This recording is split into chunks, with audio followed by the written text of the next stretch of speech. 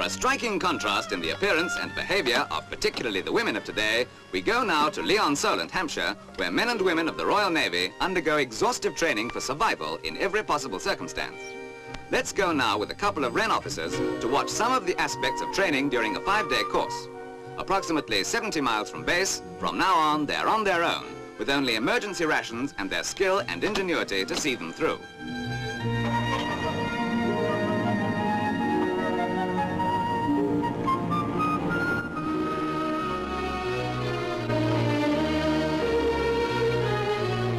In another part of the wood, 2 of the men start off on a similar course. The training is mainly for naval pilots who might crash or bail out in enemy territory. But at the same time, these exercises are invaluable for testing new techniques and equipment. For the girls, the tall one is 3rd Officer Pat Nicholls and her companion 3rd Officer Adrienne White, the first step is to fill their water bottles. As a safety measure, water purifying tablets are included in their packs.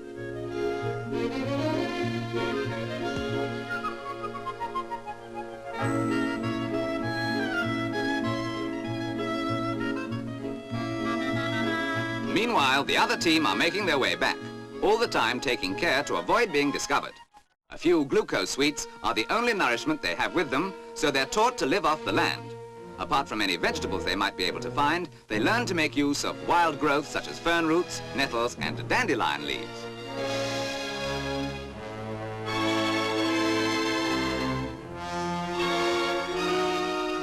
Actually, girls are used on these courses partly for psychological reasons. For example, no one will ever funk any of the tests while they're around. You know how men hate to be beaten by a girl. Anyway, with the right training and the will to survive, anything is possible. The small but comprehensive kits, for example, contain everything from a knife to insect repellent powder.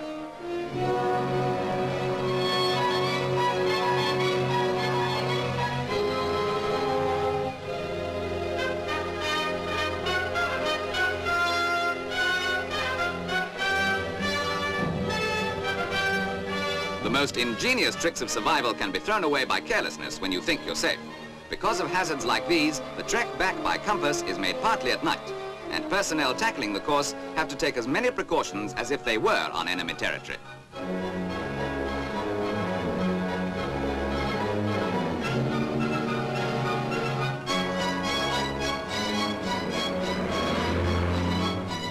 Besides this practical training, courses at the Royal Navy Safety Equipment and Survival Training School include every aspect of the subject, including survival at sea in the Arctic and in the desert and jungle.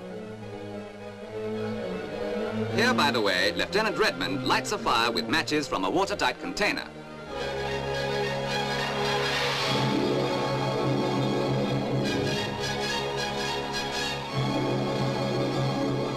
The 2 groups meet at a prearranged place and pool their resources. It may not look much, but they're doing a fine job. A job that could save men's lives in the future.